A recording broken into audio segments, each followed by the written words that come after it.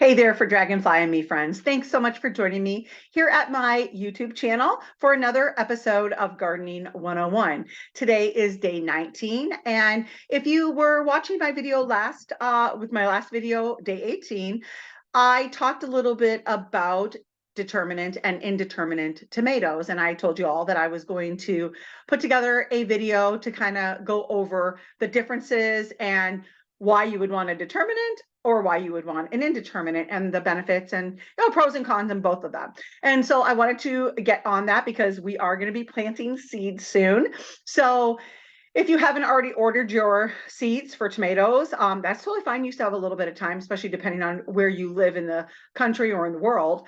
But here in Michigan, I will start my eggplant, pepper, and tomato seeds the week of March 13th, because what we do is we always back up 10 weeks from the last predicted day of frost, which here in Michigan, I believe is either May 13th or the 15th. So fingers crossed. But so I will be planting my seeds, and of course I'm going to be sharing all of that with you here on my social media platforms as well, Facebook and Instagram, and I am so excited to do so. So I did create another beautiful PowerPoint to go over this with all of you, and after the video is done, I'm going to send you over to my blog at fordragonfliesandme.com to see a pretty concise list of my personal favorite tomatoes in both determinate and indeterminate that I've personally grown. And back on the farm, I grew probably 40 to 60 different varieties of tomatoes every year, from cherry up to beefsteak and everywhere in between, and every color from white to black. And yes, there are that many tomatoes. So I'm going to give a pretty concise list over at my blog, and then, listing them as determinate or indeterminate, what color they are and what variety, like aroma, cherry, whatever. So I'm going to start sharing my screen with you now, and we're going to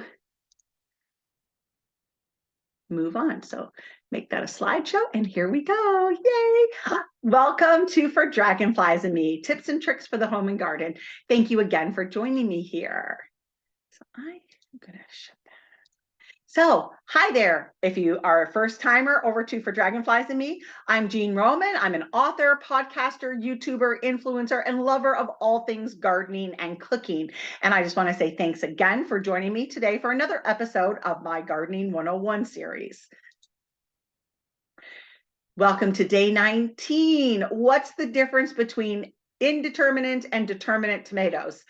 These are all tomatoes I've grown. These are some beautiful Roma tomatoes, San Marzano, I believe. These are some other tomatoes. I think they're Thessalonica, an heirloom tomato, of course. And then there is some other cherry tomatoes that I grew several years ago, and I can't think of the names. But as always, I love to start my, it does that. It keeps going the wrong way. Oh my gosh, I'm so sorry, folks. This is your first time. I'm not usually so unhandy. But anyways, these are some other tomatoes. These were beautiful harvests that I had from one day's picking. It was huge on my counter. These little ones here in the right-hand corner, they are a white currant tomato, and they're just beautiful. This one up here is a lemon cucumber, a lemon tomato. Just beautiful. It looks like a lemon. But anyway, home gardening. It's a place where I find myself when I need to lose myself. Alice Sebold. And if you're a gardener, whether you're a beginner or a longtime gardener, you know that this statement is true, because you find so much peace in a garden. And if you are contemplating starting a garden and wanting to figure out how to go about it, my Gardening 101 series is the best place for you to be. I have why I recommend and raised bed gardening and the benefits I feel that it holds. I have a 2-part series on container gardening, both with herbs and vegetables, which was my day 17 and 18. I have how to build a cold frame, so many different articles, videos, and podcasts that you will be able to get all the information that you need to start a garden, keep a garden, or make a bigger garden. So Again, welcome to day 19 of my Gardening 101 series. If you've been keeping up with all my posts, then you'll remember, again, I said at the last one, how to plant a vegetable container garden. I mentioned the different types of tomatoes, not varieties, but whether or not a tomato is determinate or indeterminate. I also told you all I would be doing a blog or a post on this topic. So here we are today. You may be thinking, okay, a whole article or topic on whether or not a tomato is determinate or indeterminate. Really, Jean? Well, let me just tell you, whether you're a home gardener or a market gardener, this is an incredibly important factor to consider when you are buying seedling plants or buying seeds to start your own plants. So let's talk about why. When choosing your variety of tomatoes, there is more to understand than just whether or not it's a hybrid or an heirloom. It's color, size, or type. You need to determine what you want to do with the tomatoes you are going to be growing. Do you simply want to have a few fresh tomatoes to enjoy with a dinner salad or eat fresh with some salt and pepper or on a sandwich? Do you plan on sharing with friends and family? Are you planning on putting up, or in other words, canning, preserving any of your harvest? If the answer is yes to the latter, then this is a very important factor to consider. You'll need to consider how many pints or quarts of tomato product you want to can or put up, freeze, however you're going to do. If you're going to do whole tomatoes or sauce or ketchup or barbecue sauce, pizza sauce, whatever it is, you need to take this into consideration. That's why this blog is so important when canning, and I'm doing this before canning season happens. So I'm going to have a more in-depth topic on that. So keep posted for lots more coming on tomato varieties. What are the main differences between determinate and indeterminate tomatoes? The difference between determinate and indeterminate tomatoes are more about the fruit than the plant. With determinate tomatoes, the plant sets its blossoms, all its flowers, at one time, developing the fruit where they ripen generally about the same time. There may be a few additional blossoms that set fruit during the remaining of the season, but the bulk of the fruit, the tomatoes, is in one ripening, given a week or so, not all in one day, but within closely in a week. With indeterminate tomatoes, with indeterminate tomatoes, they continue to set flowers until the first killing frost, and the fruit continues to ripen throughout the season. Once fall comes and just before all the frost starts happening, I'm going to give you information on how to harvest all your green tomatoes and store them so they ripen and you don't lose them if you so choose. So, what are the advantages of an indeterminate plant? Well, to determine the advantages, first you need to determine what you are planning on doing with your tomato harvest. If you're looking to have a large continual harvest, then an indeterminate variety is the right choice for you. You will have a continual harvest from early summer until the first hard frost that kills your tomatoes.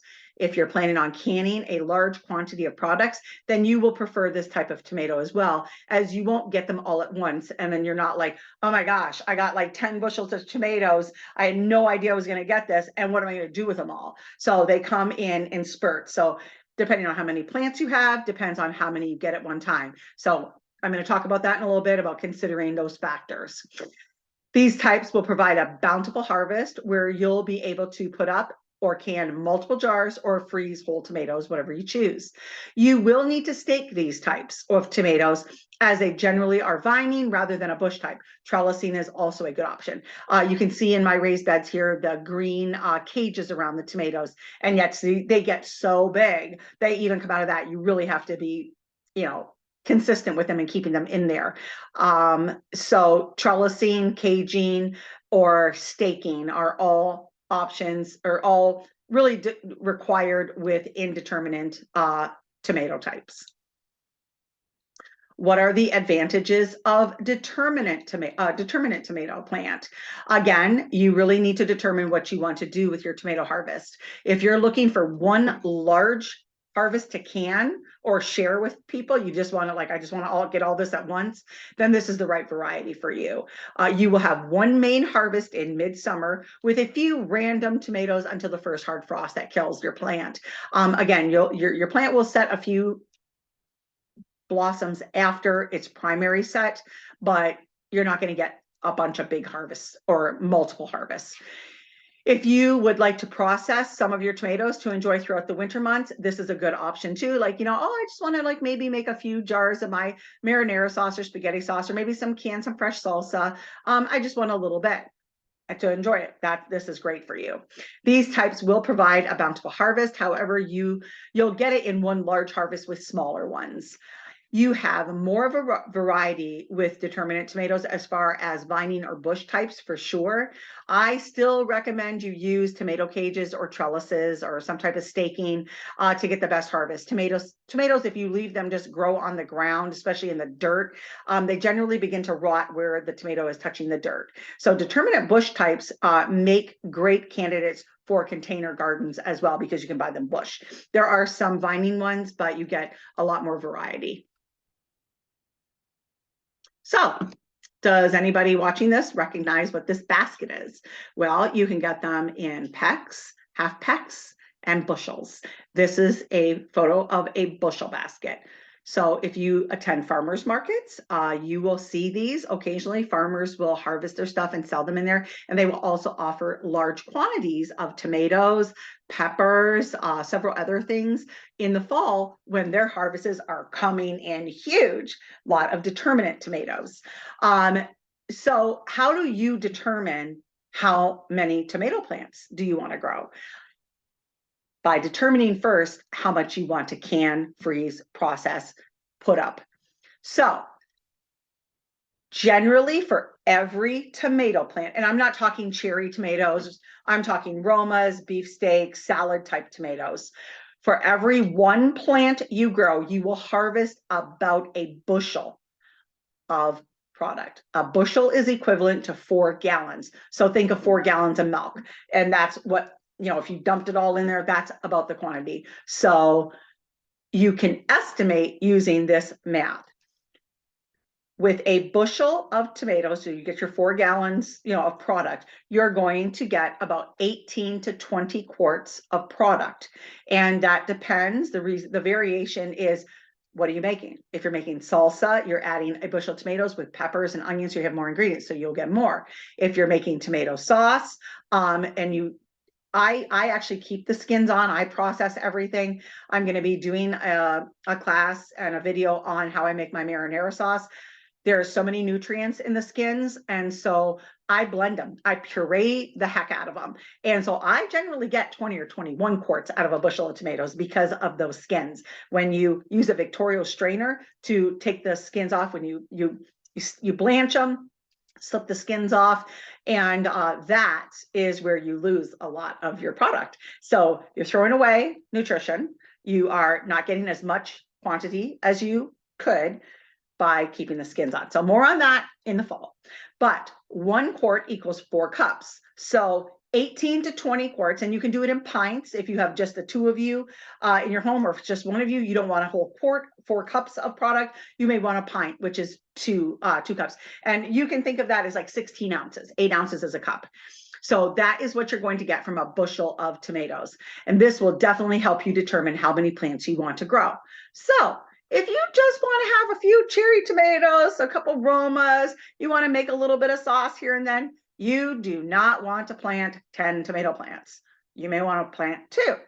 You may want 1 for sauce, a nice Roma. You may want a couple cherries or a cherry tomato for salads. And your Romas are great for salads too. So take that into consideration. A lot of people do not, especially if it's an indeterminate. Live and learn, friends. So a few other factors to consider. One main factor is the amount of space you have. Be realistic. Do you live in an apartment with a small balcony or a condo with a small patio or yard? You can't plant 10 tomato plants. I mean, you can, but are you, where are you going to put, where are you going to put them? And does it have enough sun? So those are some factors you want to think of. Do you have a raised bed garden or a tillable plot garden? These will play a factor in what types of plants you choose and definitely how many. So take that into consideration. I know it's hard to walk away from them when you see all the seed racks or in the seed catalogs, or you go to the greenhouse and it's just this beautiful, lush beds of green, just tables and tables of flowers and green. And it is hard to walk away, but you don't want to frustrate yourself. You don't want to plant so much that you feel overwhelmed, especially if you are a beginner, a novice gardener. Us, professional or experienced gardeners, it is hard enough for us to walk away. I always see this meme on Facebook where it's like, me at the greenhouse. Oh, can you really have too many plants? I know where I'll put this one. Well, that's for a lot of us, but you really want to be thoughtful with what you're purchasing and, how much time you actually have to take care of them. So another factor is what USDA hardiness zone do you live in? Do you live in Alaska where, you get just a few months of warmth and sunshine? How many can you really grow? I know there's farmers out there. If you're in Alaska listening to this, don't give me a mean comment. I know you guys have a beautiful short season, and I am thankful for you that you can actually garden and grow. Are you someone like me living in the Midwest where we have a fair growing season? We can start growing in early April with cold season crops right into October, and then use some season extension growing tactics as well. But taking that into consideration. Or you folks living in the South, where I'm going to be in a few years, but are you living in Florida or South Carolina where you get pretty much a full year of growing? So jealous. But taking those things into consideration, you don't have to plant all of your tomatoes in at one time. If you can grow year round, do a little bit now, do a little bit later, so you have that luxury. And then last, but certainly not least, how many varieties do you want to grow? What's your space? That's going to be the determining factor for this as well. Would you like to have a cherry tomato for snacking and salads, some nice hearty beef steaks, varieties for sandwiches, or cutting to have some with some salt and pepper, or some delicious romas to, make your fresh salsas and sauces? How much space do you have? How much time do you have to care for it? How much time do you have to preserve? Those are all factors. And some of them are like, and they're kind of disheartening, but we have to be real. And I want nothing more than to help every single one that stumbles upon my blogs, my YouTube, my podcast to be successful. I want you to have fun gardening. I want you to be successful when you garden. And so that's why, it's hard. Believe me, I have overbought and I've lost things in flats, and I just thought, oh, they were on sale. I thought for sure I was going to plant them and I didn't. So wasted time, wasted money for sure, and dead plants.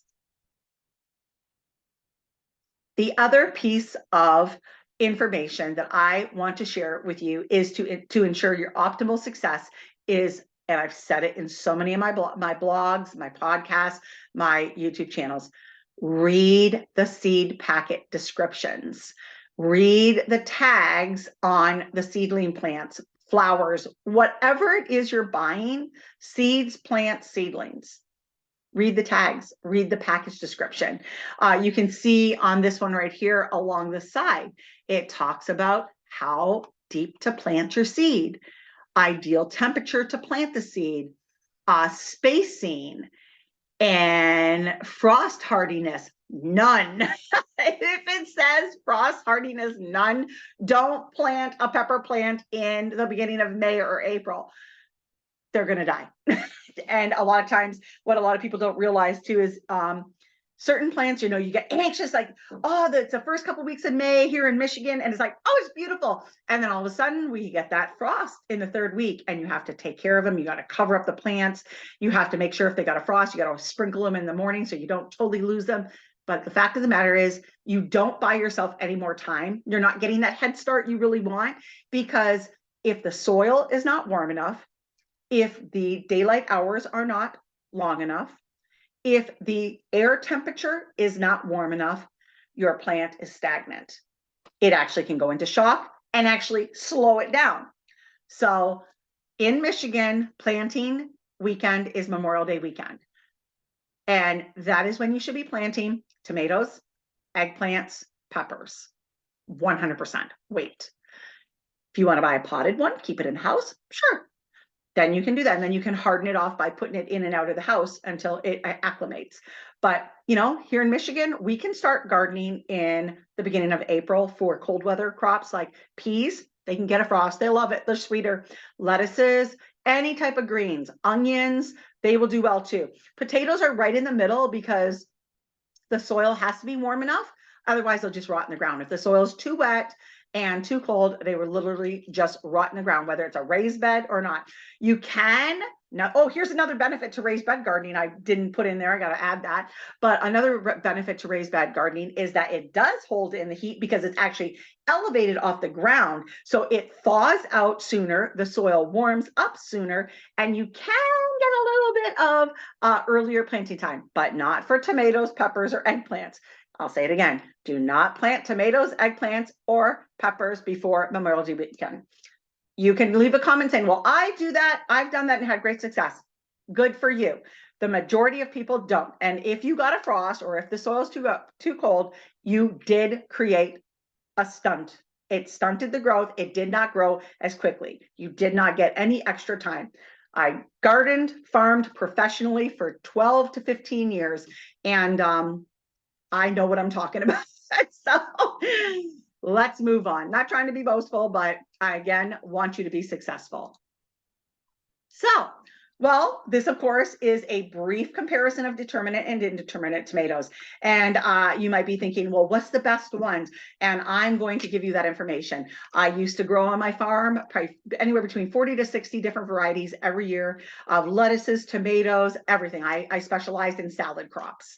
And so I've created a pretty detailed list of tomatoes that I've grown, and I've listed whether they're determinate or indeterminate, color, and then variety. So if it's a cherry tomato, aroma, salad type, beefsteak, and then the color. So it is going to be a nice list for you, all heirlooms, and again, things that I have grown and have had success with.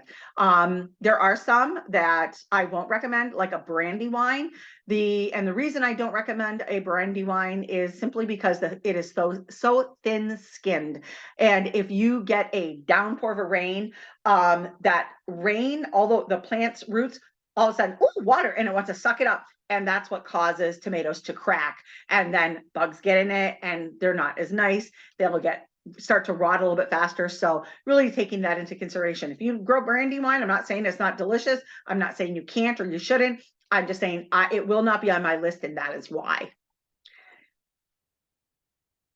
So if you enjoyed this episode of my Gardening 101, I would be so appreciative if you smash that like and subscribe buttons and follow me here. Visit me over at my blog for Dragonflies and Me and do the same there. Subscribe so you do not miss an episode of anything.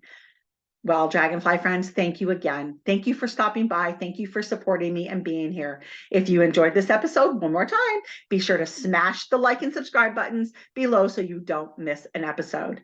Be sure to visit me at my podcast, my blog, and of course, my social media platforms for additional daily inspiration for the garden and home. As always, friends, until next time, I'm going to stop sharing my screen. So again, as always, eat fresh, shop local, and have a happy day. Thank you so much for being here.